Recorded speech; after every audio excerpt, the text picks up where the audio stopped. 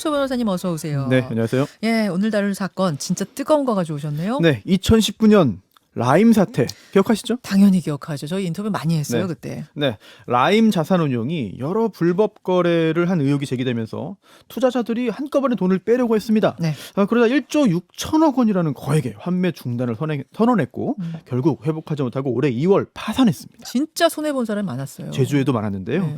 그 라임 자산운용의 전주 또는 몸통 등으로 불리는 김봉현 전 스타모빌리티 회장 거액 횡령 혐의 등으로 기소가 됐잖아요. 네. 1심 결심 공판을 1시간 반 앞둔 이번 달 11일 오후 1시 반쯤에 조카의 차량을 타고 하남의 팔당대교 남단으로 갔다가 네. 손목시계 형태의 위치 추적 전자장치를 끊고 도망쳤습니다. 자, 1심 결심 공판이 나는데 그 1시간 반을 앞두고 사라진 겁니다. 김봉현 전 회장, 라임 회장. 벌써 8일째 감감무소식. 네, 전 스타모빌리티 회장인데 네. 딱 일주일 전이에요, 도망친 게. 예. 도대체 어떻게 도망칠 수 있었나? 도망치지 못하게 잡아둘 수는 없었나? 혹시 누가 뒤를 봐주는 건 아닌가? 법원은 왜 김봉현 관련해서 너그러워 보이는가? 그래서 지금 어디에 있는가? 이미 밀항한 거 아닌가? 등등 여러 가지 의문점을 살펴보겠습니다. 아니 저는 너무 희한했어요. 그냥 이 얘기를 듣고 아니 어떻게 재판 앞두고 이런 중형 저지른 사람이 도망을 칠 수 있지? 네. 왜 못 잡지? 뭐 이런 생각들. 우선은 그 네네. 재판 얘기부터 좀 해보죠. 중형 선고가 예상되니까 뭐 도망친 거겠죠? 뭐 그럴 가능성이 있죠. 실제로 라임 자산운용은 큰 규모가 아니었는데요. 높은 수익률을 제시하면서 급성장했습니다. 네. 그런데 2019년 라임이 위험할 수 있다는 보도가 나오면서 펀드런 사태가 벌어진 거죠. 근데 뭐 그때 이제 제일 많이 들어왔던 얘기가 아니 네. 투자자 책임 아니냐. 예. 일확천금 노리고 투자했던 그 사람들 잘못 아니냐 네. 이런 얘기도 있었거든요. 틀린 말은 아닙니다. 하지만 처음에는 뭐 수익률 높이기 위해서 그냥 좀 위험한 투자한 거 아니겠냐라고 생각했지만 그게 아니었어요. 몇 달 뒤에 미국 증권거래위원회가 이런 발표를 했습니다. 어떤 발표요? 라임이 투자한 이제 IIG 펀드, 이제 인터내셔널 인베스트먼트 그룹인데 이게 펀지 사기에 연결됐다. 그런데 라임이 그걸 알면서도 숨기고 2천억 원에 달하는 펀드를 팔았다는 거죠. 그 외에도 여러 문제가 있었습니다. 결국 김봉현, 이종필에 대한 구속영장이 청구되고 영장실질심사, 그러니까 구속 전 피의자 신분이 잡혔거든요. 그런데 그때 도망갔어요. 그럼 이번이 첫 잠적이 아니에요? 그렇습니다. 그러면서 새로운 사실이 계속 드러났는데 먼저 청와대 행정관에게 수천만 원의 뇌물을 주고 네. 라임 사태 담당 검사의 정보를 입수한 정황이 드러났거든요. 그런데 이 김봉현이 그 문제의 청와대 행정관의 고향 친구입니다. 행정관을 통해서 라임 이종필 부사장과 친분을 쌓았고 그 후에 이들은 라임의 자금을 이용해서 기업 사냥하듯 어제 상장사를 주무르면서 자금을 횡령한 거죠. 그때 여러 유명 인사 이름이 언론에 오르내렸잖아요. 네, 김봉현은 다수의 정관계 법조계 인사들에게 수십억 원 이상의 돈을 뿌렸다고 맞아요. 알려졌는데요. 네. 특히 그 후에는 또 검사 룸사롱 접대 등을 폭로해서 재판으로 이어졌잖아요. 맞아요. 근데 올해 9월 30일에 1심 무죄 판결 나왔어요. 1인당 받은 향응의 그 액수가 네. 이제 그 가치가 94만 원 정도다. 그러니까 룸살롱 접대에 네. 대해서 무죄가 났다는 네네네. 겁니다. 100만 원 미만이기 때문에 무죄다. 뭐 이런 판결이 나오게 됐는데 그 밖에 여러 범죄 혐의 있습니다만 오늘 그거를 다 설명할 네. 수가 없네요. 너무 많아서. 그러니까 많은 범죄와 연루된 김봉현인데 결국 붙잡혔어요. 그렇습니다. 잠적 5개월 만인 2020년 4월에 붙잡혔는데 예. 당시 김봉현은요. 경찰 따돌리라고 택시를 7번 갈아타고요. 예. 또 체포 직전에 경찰에게 위조 신분증을 이제 보여주기도 했습니다. 치밀해요. 그때 붙잡힌 이종필은요. 이제 특경법상 횡령, 자본시장법 위반 등으로 기소가 돼서 네. 항소심에서 징역 20년형이 나왔고 네. 11월 10일 대법원에서 형이 확정됐습니다. 그러니까 이 사람은 그럼 뭐 공범 같은 거죠. 그렇죠. 결국은 뭐 같이 이런 범행을 한 건데 그렇죠. 오히려 김봉현이 더 몸통으로 지목이 되는 상황이었던 거죠. 김봉현이 더 몸통이고 뭐 공범이지만 조금 작은 몸통인 이종필은 네. 지금 얼마 징역 20년 징역 20년 확정됐는데 좀 전에 제가 언제 확정됐다고 했죠? 올해 올해. 11월 10일이네. 네, 11월 10일. 도망가기 전날이네요. 김봉현 바로. 도망가기 전날. 네, 바로 전날입니다. 그래서 야 이거는 정말 중형을 피할 수 없구나라는 생각을 해서 도주 결심한 것이 아닌가라는 생각이 들고요. 그에 앞서서 11월 2일에 김봉현의 65억 원어치 재산이 동결되기도 했어요. 그렇군요. 근데 저 여기서 들으면서 궁금한 게 공범 이종필은 대법원 판결까지 이미 끝났는데 김봉현은 왜 이제야 1심 판결이에요? 속도와 좀 차이가 나죠. 예. 그리고 김봉현은 특히 작년 7월에 법원의 보석 허가로 풀려나서 불구속 상태로 재판을 받았습니다. 이번에 또 도주한 거잖아요. 예, 예. 뭐 검경은 이제 김봉현 잡기 위해서 마스크 벗은 얼굴 사진까지 공개하면서 공개 수배에 들어갔는데 좀 이상한 점이 좀 많이 있어요. 많아요. 자, 하나하나 좀 네네네. 짚어보죠. 첫 번째 이상한 네. 점. 법원은 김봉현에게 왜 너그러워 보이는가? 너그러워 보여요. 네네네. 예, 제가 보기에도 너그러워 보여요. 네. 당시 김봉현 일당이 첫 도피 5개월 만에 잡혔을 때 숨어있던 빌라에서 현금 5억 3천만 원이 나왔고 또 물품 보관소에서 55억 원 나왔습니다. 예. 합하면 60억인 거잖아요. 네. 5만 원권으로 12만 장. 굉장히 무겁죠. 2만 장 네, 무겁겠죠. 무려 120kg. 네.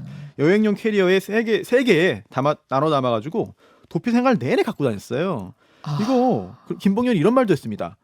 그 캐리어 들고 다니다가 허리를 삐끗했다. 60억 원 네네. 들고 다니다가 그런데 이렇게 현금이 필요한 이유가 있죠. 뭡니까? 미랑입니다. 미랑 예. 시도했었어요, 전에? 네. 김봉현 측근이 이런 말을 했어요. 예. 2019년 이때 체포되기 직전에 부산에서 미랑을 시도했다. 그런데 코로나19로 인해서 결국은 여의치 않아서 실패했다는 건데요. 그런데도 김봉현은 우리가 구속 기소된 지 1년여 만에 전자장치 부착 등을 조건으로 보석 허가를 받아서 풀려났습니다. 이 미랑을 시도했던 얘기를 그러면은 네네네. 수사기관에서도 네. 법원에서도 알고 네. 있는데 보석으로 풀어줬다는 거예요? 당시에 법원이 이렇게 말했어요. 신청된 증인이 수십 명에 이르러서 이 심리에 상당한 시간이 필요하다. 그리고 피고인의 방어권을 보장해야 된다. 이런 이유로 이제 보석 허가를 했죠. 근데 미랑을 시도했다면 네. 도주 우려가 있는 거잖아요. 그렇죠. 물론 불구속 수사가 원칙, 또 불구속 재판이 원칙이긴 합니다만 이야기가 더 이어집니다. 네.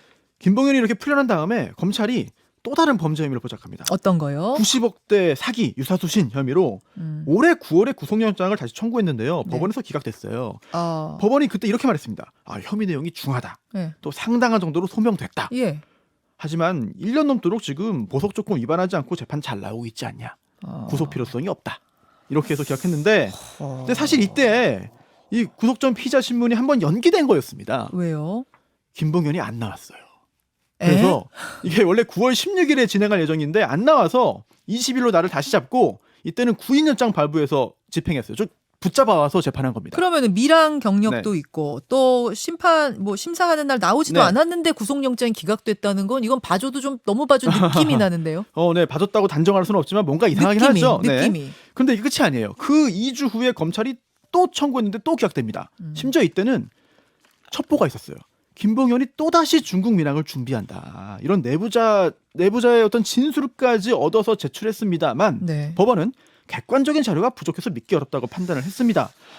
그리고 그 후에 검찰이 또 청구한 게 있습니다. 뭐요? 밀항 준비에 쓴 것으로 보이는 김봉현의 대포폰. 예. 이거 이용 내용 확인하기 위한 영장 청구했지만 그것도 기각됐어요. 그러다가 결국 1심 결판 나기 전에 네. 결심 나기 전에 네. 전날 도주를 해버린 거군요. 스토리가. 그렇습니다. 네, 검찰은요 10월 26일입니다. 이때 마지막 선으로 보석 취소를 청구했는데 네. 그런데 법원 결정이 내려지지 않은 상태에서 도망친 거예요. 검찰이 보석 취소 청구했는데 네, 했는데 결국은 법원은 김봉현이 도망친 날 오후 2시 50분에 예.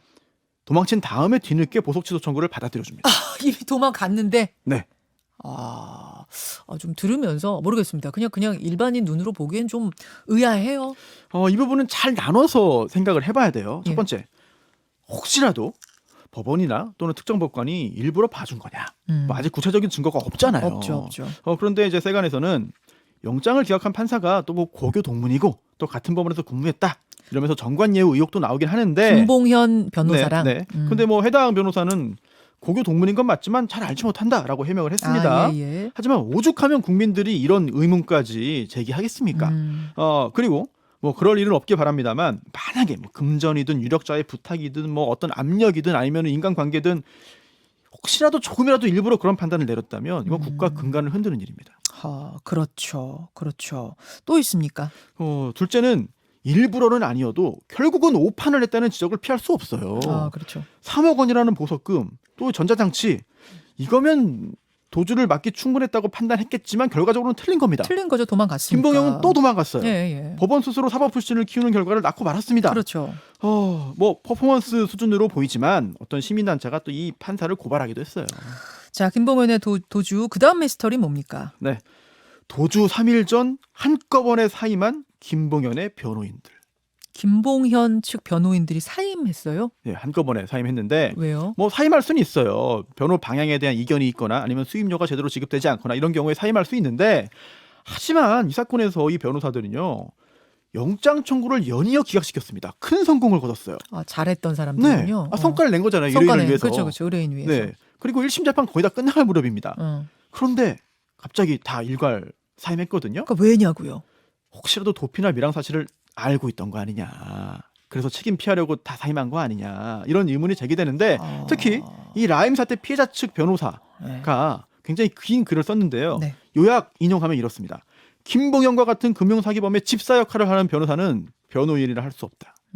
가슴에 손을 얹고 김봉현이 중형 선고를 앞두고 도주할 것을 진정 몰랐는가. 참 많은 생각을 하게 만드네요. 세 번째 미스터리는 뭡니까? 지금 어디에 있는가. 그렇죠. 저 이게 제일 궁금해요. 8일째 잠적 어디 있습니까? 네, 도주 직후에 담당 검사가 극단적 선택이 의심된다면서 112에 직접 신고했습니다. 네. 그러면서 와, 이거 극단적 선택을 할 어떤 조짐이 있는 거 아니냐라는 생각도 듭니다만, 사실 정황을 보면은 그렇지는 않은 것 같아요. 이 검사의 신고는 이제 경찰에 정식으로 공조 요청하면 시간이 걸리니까 이제 극단적 선택 신고가 들어가면은 바로 출동을 하니까 혹시 그런 걸 이용한 거 아니냐라는 생각이 들고요. 또 도주하기 전에 전자장치 끊었잖아요. 예. 이동 과정에서 조카 차량 블랙박스 메모리 카드 빼놨습니다. 또 조카와 휴대전화 유심 카드 바꿨습니다. 바꿔 꼈어요. 치밀하네요. 극단적 선택을 하기 위한 행동으로는 보이지 그렇죠. 않아요. 자살할 사람은 아닌 걸로 다만 보이고. 또 조카는 뭐 도주를 도운 건데 이거는 뭐 범인 도피죄로 처벌할 수 없죠. 친족에 해당하기 때문에. 자, 팔당대교에서 사라진 김봉현 지금 어디 있을 걸로 추정을들 하고 있나요? 결국 뭐 조카는 팔당대교에서 그걸 거쳐가지고 여의도에 내려뒀다라고 주장하지만 믿기는 좀 힘들고요. 혹시 뭐 영화처럼 누군가 김봉현을 제거하기 위해서 이런 일 꾸민 거 아니냐라는 의혹도 제기되고, 그리고 또 밀항 가능성도 제기되고 있습니다. 여러 번 시도했다는 얘기가 맞아요. 있거든요. 그래서 지금 이미 성공한 거 아니냐라는 의견도 있습니다만, 그 이후에는 뭐 아직 성공 징후는 보이지 않는다는 보도가 연이어 나오고 있거든요. 만일 성공하지 못했다면 어딘가 국내에 있습니다. 이제 조카로부터 확보한 휴대전화나 또 차량 압수물 이제 분석해서 경로 추적 중이지만 아직 행방이 드러나지 않고 있어요. 자, 지금 여러분 유튜브 레인보우 보실 수 있는 분들은 사진 봐주십시오. 김봉현의 얼굴입니다. 이 얼굴 찾아야 합니다. 수많은 피해자들이 피눈물 흘리고 있습니다. 여기까지 하고 댓글쇼에서 더 깊은 이야기 해보죠. 수고하셨습니다.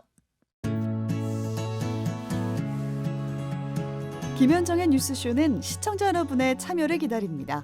구독과 좋아요, 댓글 잊지 않으셨죠? 알림 설정을 해두시면 평일 아침 7시 20분 실시간 라이브도 참여하실 수 있습니다.